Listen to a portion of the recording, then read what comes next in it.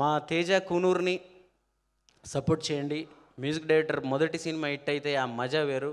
10 ఏళ్ళు అవుతుంది సినిమాలు చేసి ఇట్టు మ్యూజిక్ డైరెక్టర్ని ఇట్టు కొట్టకపోతే ఆడి సినిమా హిట్ కాకపోతే ఆడు ఎంత గొప్ప టాలెంటెడ్ అయినా వీళ్ళు పట్టించుకోరు ఇక్కడ.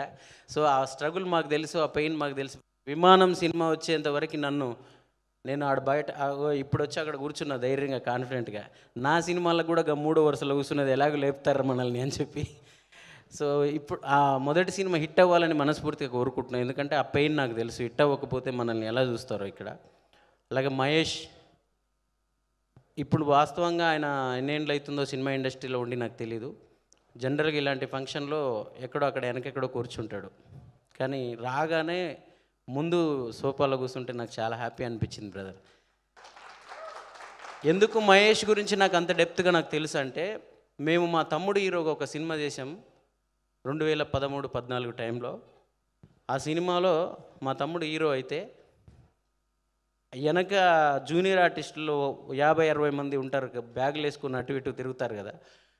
బడ్జెట్ లేని సినిమాలకి 10 మందిని పెడతారు, 20 మందిని పెడతారు. వాళ్ళనే నువ్వు అటుపో ఇటుపో, నువ్వు అటుపో ఇటుపో అంటుంటూ ఉంటారు ఎండలో. నేను చూసేవాడిని. ఆ గుంపులో ఉండేవాడు మహేష్ పాపం. అలాంటి మహేష్ తరుణ్ భాస్కర్ గారు ఒకసారి ఎప్పుడో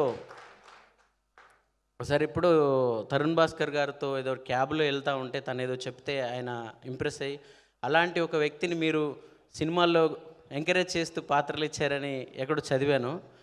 సడన్గా నా పాట పాడమని అడిగిన రోజు మహేష్ హీరో అని చెప్పారు. ఈ సినిమాలో నేనే లీడ్ క్యారెక్టర్ అన్నా అని చెప్పిన తర్వాత నేను ఒక్క క్షణం కూడా ఆలోచించలేదు. నాకు ₹1 కూడా, ఎంత నీ రెమ్యునరేషన్ ఎంత అన్న వాళ్ళు భయపడుతున్నారు అన్నాడు. నీకోసం పాడతా పోయా, నాకేం డబ్బులు వద్దని చెప్పాను. సో ఇలాంటప్పుడే సినిమా ఇండస్ట్రీ మీద గౌరవం వస్తుంది, నాకు ప్రేమ వస్తుంది, మేము కూడా గెలుస్తామనే నమ్మకం వస్తుంది. ఇలాంటి వాళ్ళ గెలుపుని చూసినప్పుడు ఇక్కడ ఉన్నాం మనం. తప్పకుండా ఇండస్ట్రీని నమ్ముకొని, ఇండస్ట్రీయే దైవం అనుకొని మిగతా అన్ని వదిలేసి ఇంట్లో ఎన్ని అవమానాలు పడే చాలామంది అందరికీ మహేష్, విద్యాసాగర్ ఇద్దరు ఒక ఉదాహరణ. వీళ్ళిద్దరు, విద్యాసాగర్ కూడా నేను చేసిన 2-3 సినిమాల్లో చిన్న చిన్న పాత్రలు చేసేవాడు. ఆడియో ఫంక్షన్లో వచ్చి అన్న నమస్తే అన్న ఈ సినిమాలో చిన్న పాత్ర చేసిన అనేవాడు. అలాంటి విద్యాసాగర్ ఈ సినిమాలో కీలకమైన పాత్ర చేశాడు. నిజంగా బ్రదర్ నాకు హెల్త్ బాగాలేదు, ఈరోజు నేను చాలా బిజీ ఉన్నాను. రేపే శ్రీధర్ గారిది పాట కూడా షూటింగ్ భద్రాచలంలో. నేను ఎందుకు వచ్చానంటే మీకోసమే వచ్చా.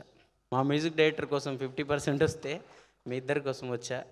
మహేష్, తప్పకుండా నీ గెలుపు నీ ఒక్కడి గెలుపు కాదు. నీలాగా స్ట్రగుల్ అవుతున్న అన్ని విభాగాల్లో సినిమా ఇండస్ట్రీలో ఉన్న అందరికీ, ఎందుకంటే ఆయనకి ఏ బ్యాక్గ్రౌండ్ లేదు. గెలిచిన తర్వాత మనందరం చాలా ఈజీగా ఒకటి నేర్చేసుకున్నాం. ఎవడైనా ఒకటి గెలిచాడంటే వాడు ఎందుకు గెలిచాడు రా భయ్, వాడు ఇదిరా భయ్, వాడు అదిరా భయ్.